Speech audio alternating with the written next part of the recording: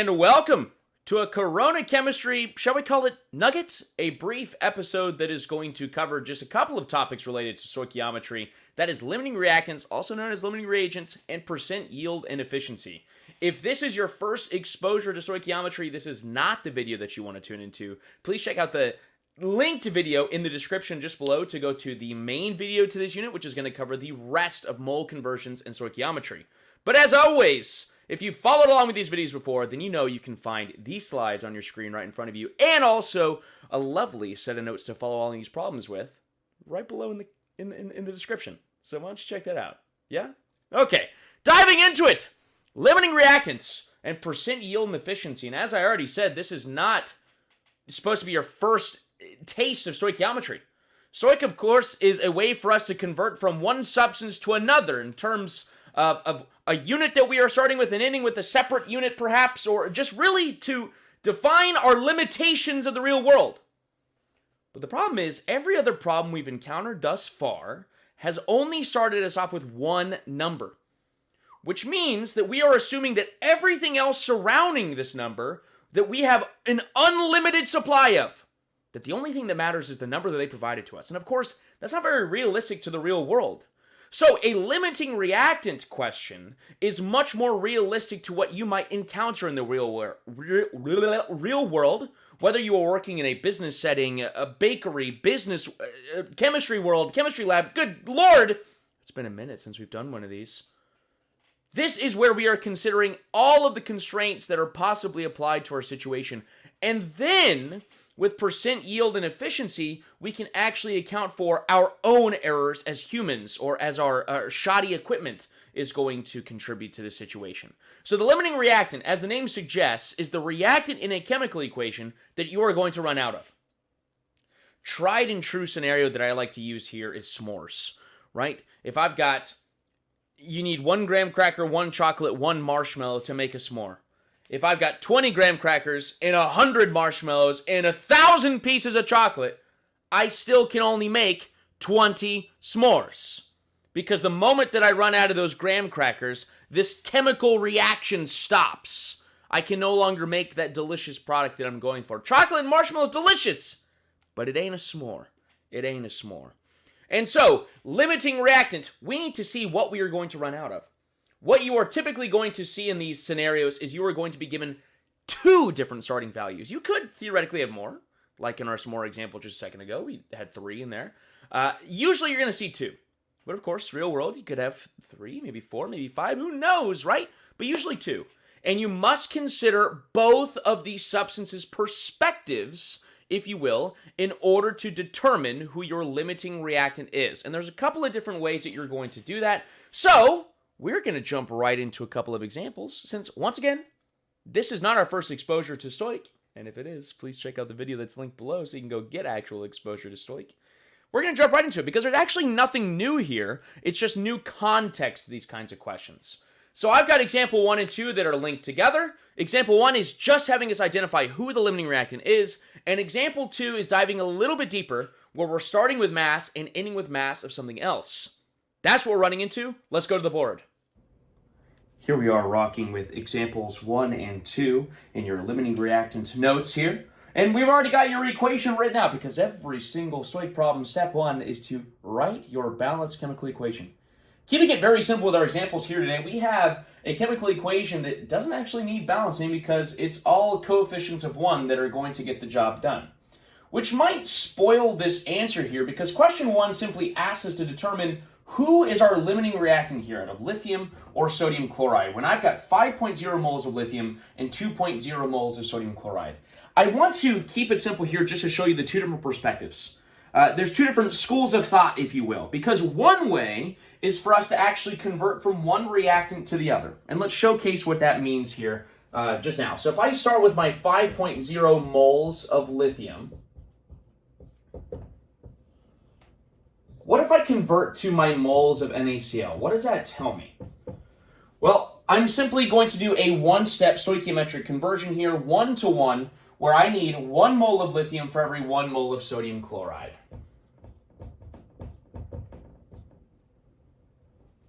Right? So naturally, the result of our conversion here is going to be 5.0 moles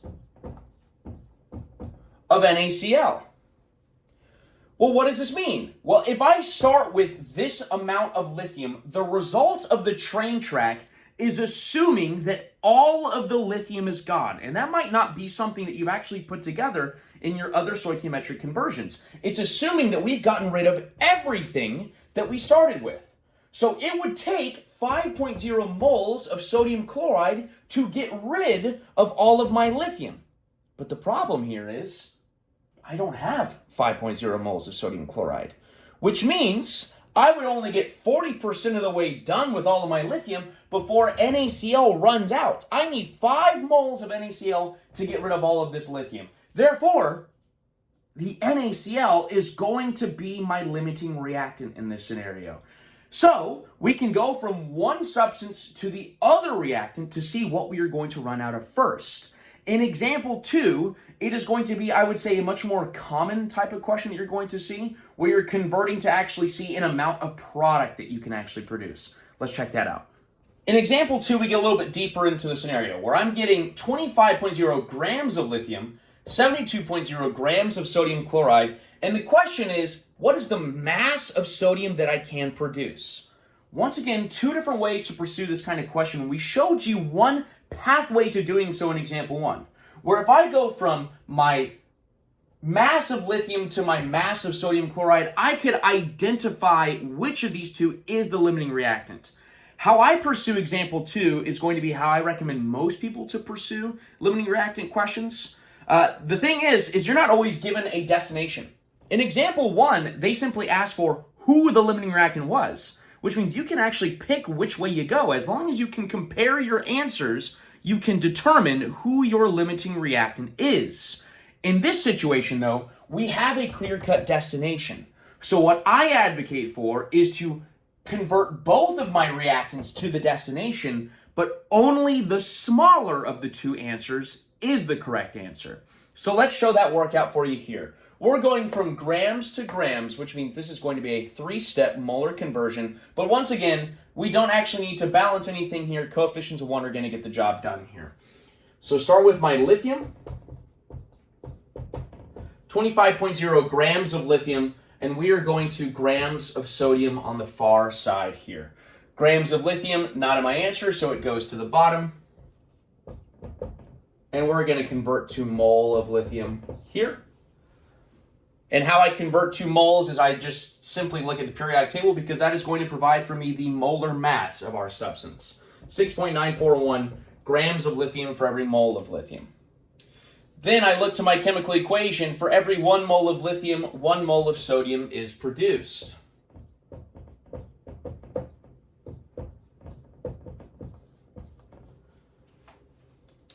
And then lastly, going from moles of sodium to grams of sodium, for every mole of sodium,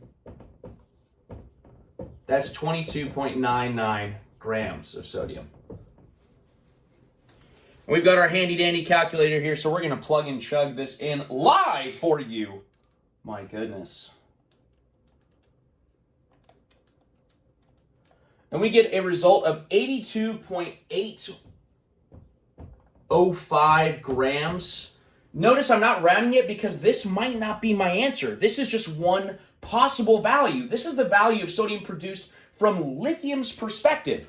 What if sodium chloride doesn't produce as much? Which is why you must consider both substances' values. So let's go from sodium chloride's perspective.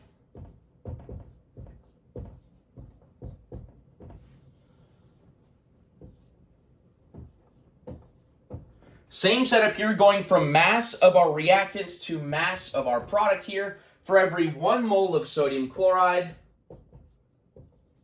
I need to find out how much that weighs, and I get that from adding together 1 chlorine and 1 sodium on the periodic table, which is going to be 58.44 grams. Then for every 1 mole of NaCl, there's 1 mole of sodium.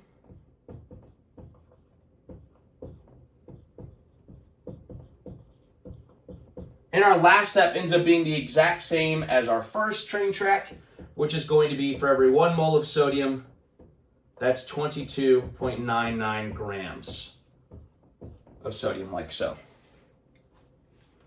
Now we can plug and chug.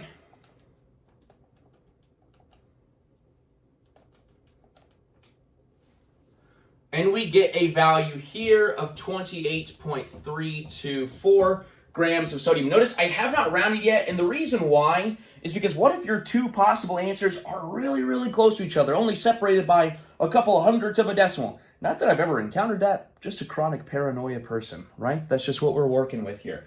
But remember, only one of these values is possible, and it must be the smaller value. So the actual, or the theoretical mass of sodium that I can produce is whoever creates the smaller amount, because I am going to run out of sodium chloride before I run out of lithium. And once I run out of sodium chloride, I can no longer make my s'mores. If I don't have graham cracker, I can't make s'mores. So now let's round this appropriately. I started with 3 sig figs in both of my values, which means I need to end with 3 sig figs. The mass amount of sodium that I can produce is 28.3 grams of sodium. The theoretical yield, aka in a perfect world, if I'm flawless, my equipment is flawless, this is the maximum amount of sodium that I can produce here. After just solving those problems on the board, we now see what we're dealing with. Nothing new. It's just twice as much work, twice as much lead out of our pencil or ink out of our pen. Little icky. But here we get into where this really applies to the real world. We are fallible humans, and our equipment sucks because we're underfunded in public education. So, we want to see how efficient our process is. And maybe someday, whenever you own your own business, it's you determining if you need an upgrade in your process or machinery, or maybe if it's time to cut ties with a certain employee that's just not holding up his end of the bargain, if you know what I mean. So, percent yield and efficiency is this. Stoichiometry is going to provide us the perfect world amount. If I do everything flawlessly and I capture all of my product that I'm supposed to get, that is the maximum amount that I can obtain. That is known as the theoretical yield, not a new term. That is the theoretical yield. What I actually obtain in the lab is known as the actual yield or experimental yield. So throw back to one of our very first equations in this Corona chemistry course. Percent yield is your actual or experimental yield over your theoretical yield times 100. Let's throw it to a couple more examples, and let's close out the day, shall we? Example 3 is going to go in conjunction with the answer to number 2, so make sure you look back in your notes for that. Example 3 here is going to feed directly off of our answer from example 2, which we found to be 28.3 grams of sodium as the theoretical yield, the maximum amount of product that we could get from the starting amounts that we had in example 2. But they tell us in example 3 that we only produce 17.3 grams. That's our actual yield. So to find the percent yield is very, very simple. All I have to do is put my actual yield over my theoretical yield and multiply that value by 100. And then round to proper sig figs here. So let's plug this in on the fly. 17.3 divided by 28.3 times 100. And we get that our percent yield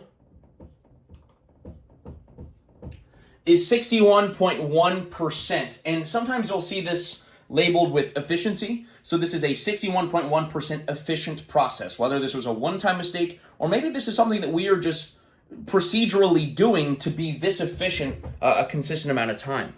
In our final example of the day, we are starting with 20.0 grams of lithium, finding grams of lithium chloride, however, with the added bit of information that our process is only 42.3% efficient. To change the wording of that, I'm only going to make 42.3% of what I'm supposed to get. Do you know what Stoic provides? What you are supposed to get in a perfect world scenario. Just like when you're at the end of this unit, you are theoretically given all of the information necessary to get a 100 on your stoichiometry test. Your percent is going to be your percent efficiency with said information. So what we are going to do is just proceed normally with our train tracks, go from grams of lithium to grams of lithium chloride. So let's go ahead and plug that out.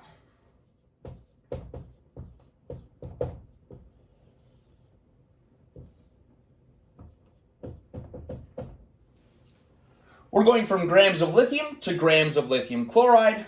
Plugging and chugging 3 steps here. For every 6.941 grams of lithium, that is how much 1 mole of lithium weighs. Then for every 1 mole of lithium, 1 mole of lithium chloride is produced.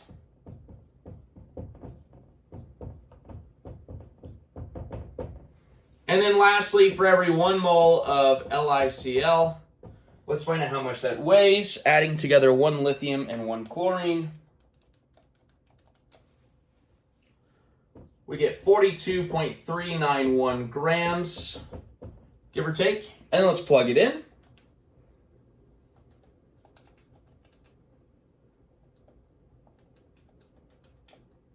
And we get 122.1. And notice I'm not going to round here right off the rip because this is not my final answer. 147 or so. A few decimal places. Remember what this represents. This is a perfect world scenario. This is if I'm a perfect scientist and my equipment works flawlessly, this is the theoretical yield, what I'm supposed to get. But I'm only going to make 42.3% of that. So if we just rearrange our percent yield equation, all I have to do is multiply this guy by the decimal version of my percentage.